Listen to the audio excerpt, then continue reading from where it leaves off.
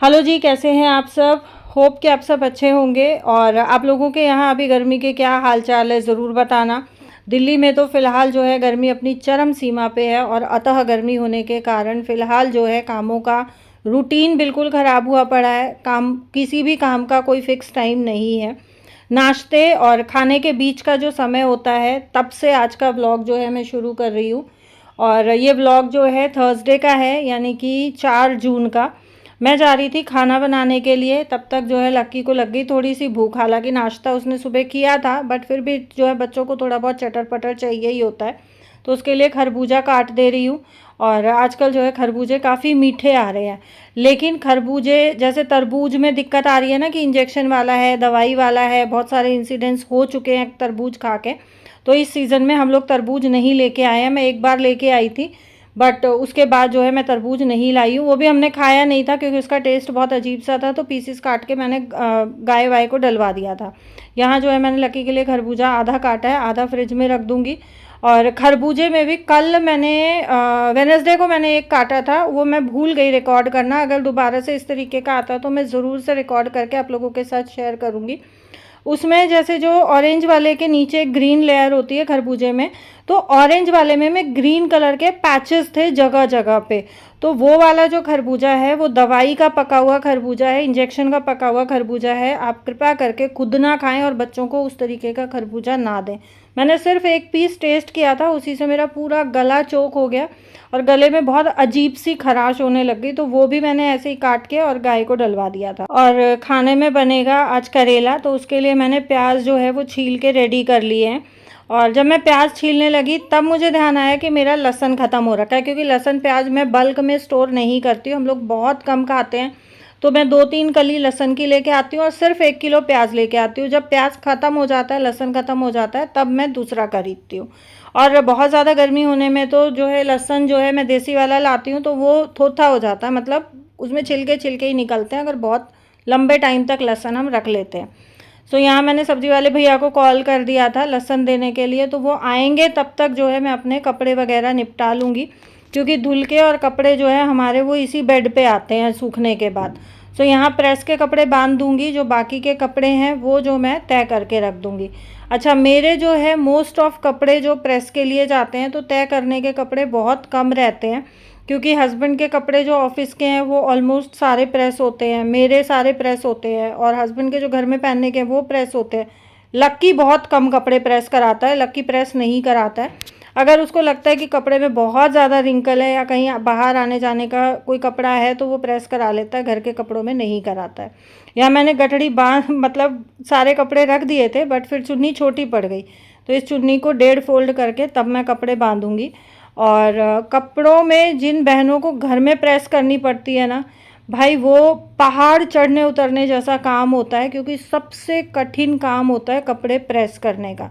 मैंने भी बहुत सालों तक कपड़े प्रेस किए हैं, और कपड़े प्रेस करने में ना कमर की बैंड बज जाती है। मैं ये कहती हूँ हैट्स ऑफ है उन बहनों को जो घर में अपने सारे कपड़े, सारी पूरी फैमिली के कपड़े प्रेस करती हैं। बहुत मतलब हालत ख़राब होती है कपड़े प्रेस करने में, अगर आप बैठ के कंटिन्यू बैठ के अगर सबके कपड़े प्रेस करने लगो। प्रेस वालों के पास जो है कोयले वाली प्रेस होती है, तो उससे फटाफट फटाफट हो जाता है, लेकिन हमारी जो घर में प्रेस होती है ना वो इतनी हैवी नहीं होती हैं, तो एक एक कपड़े में बहुत बहुत टाइम लगता है। सो यहाँ जो है मैंने सारे कपड़े बांध के रख दिए हैं।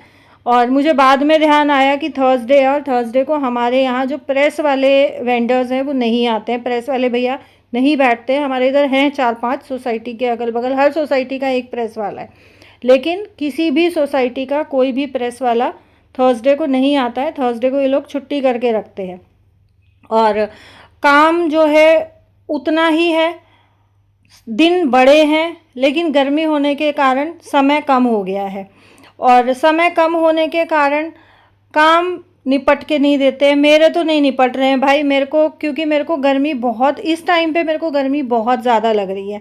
दोपहर में तो ये लगा लो कि मेरे लिए निकलना, कमरे से बाहर निकलना इम्पॉसिबल है। सुबह जो है मैंने मशीन लगाई थी, तो सारे ही बेड्स की बेडशीट्स मैंने चेंज करी हैं। कंफर्टर वगैरह मुझे धोने थे, कंफर्टर काफ़ी टाइम हो गया धुले हुए, गंदे हो रहे हैं। तो ये एक कंफर्टर और एक बेडशीट जो है ये सुबह लक्की ने लगा दी थी, ये धुल गई।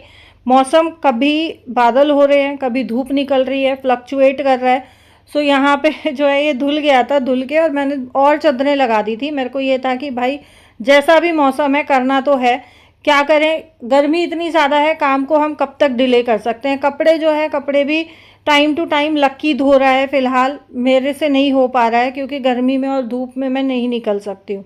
एक तो मुझे माइग्रेन का प्रॉब्लम है, दूसरा अगर मैं गर्मी में और धूप में बहुत ज़्यादा रह लेती हूँ तो मेरा बीपी लो हो जाता है।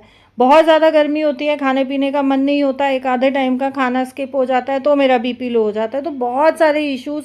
और सबसे मेन जो चीज़ है कि अभी जिस फेज़ से मैं गुज़र रही हूँ उस फेज़ में गर्मी बहुत ज़्यादा लगती है, मन बहुत ज़्यादा घबराता है, बीपी बहुत ज़्यादा लो रहता है, नींद प्रॉपर नहीं आ पाती है, बेचैनी हो जाती है। तो बहुत सारी चीज़ें जो हैं अभी शरीर झेल रहा है। तो इस टाइम पे तो पॉसिबल हो ही नहीं पा रहा है कि मैं अपने कामों को पूरा टाइम टू टाइम जो है मैनेज कर पाऊँ, लेकिन फिर भी कोशिश कर रही हूँ जितना ज़्यादा से ज़्यादा हो पाए उतना ज़्यादा से ज़्यादा मैनेज करने की। और अभी फ़िलहाल जो है मैंने एक एलोपैथी, जो मेरी गायनोकोलॉजिस्ट है, मैंने उनको दिखाया था। उन्होंने 3 महीने की मुझे मेडिसिन्स दी थी, मल्टीविटामिन। तो वो मैंने खाई हैं। जैसे ही वो बंद करी हैं मुझे फिर से इश्यूज़ शुरू हो गए हैं, जैसे पैरों में दर्द रहना, पंजों में दर्द रहना, एड़ी में दर्द रहना। तो अब मैं सोच रही हूँ कि मैं किसी होम्योपैथी को दिखा देती हूँ। एलोपैथी में तो मैं नहीं जाऊँगी क्योंकि वो लोग ना पूरा जो है अल्ट्रासाउंड वगैरह बहुत टैंट्रम्स होते हैं भाई, एलोपैथी में बहुत झंझट है। मुझे वो सब झंझटों में पड़ना ही नहीं है क्योंकि मैं इतना टॉलरेट नहीं कर सकती हूँ, क्योंकि मैं मेडिसिन्स वगैरह वैसे भी बहुत कम खाती हूँ, मेरे से हो ही नहीं पाता है। खाना बनाते बनाते मुझे बाहर से कुछ आवाज़ें आ रही हैं, आपको बालकनी में लेके चलती हूँ। बहुत मस्त और ज़बरदस्त मौसम हो गया है आज हमारा। तो जी दिल्ली में हो गई है धुआंधार बारिश शुरू, और इस बारिश के साथ साथ जो है बहुत ठंडी हवा भी चल रही है। हालांकि इस वाली बालकनी से पता नहीं चल रहा है, मैं आपको दूसरी बालकनी से दिखाऊंगी हवा कितनी तेज़ चल रही है। बट फ़िलहाल जो है बारिश होने से थोड़ी सी ठंडक हो गई है और थोड़ी सी राहत मिल गई है। मौसम बहुत अच्छा हो रहा है। पहले जिस हिसाब से बारिश शुरू हुई थी ना, शेड पे जो बूंदें पड़ रही थी ऐसा लग रहा था ओले आ गए। और मौसम देखो अब चारों तरफ से बराबर हुआ पड़ा है। आंधी आई थी तो उससे पूरी बालकनी गंदी हो गई है। बारिश इस तरफ की है, हवा से छींटे आ रहे तो और ज़्यादा गंदी हो गई है। पर तसल्ली है कि बारिश हो गई तो ठंडक हो गई। आप देखो हवा पूरी तेज़ हवा चल रही है, बहुत ठंडी हवा जो है वो बारिश के साथ आ रही है। तो हल्की हल्की जब फुहार लगती हैं, हल्की हल्की ठंडी हवा लगती है तो मन को ना एक अलग ही सुकून मिलता है गर्मी के मौसम में।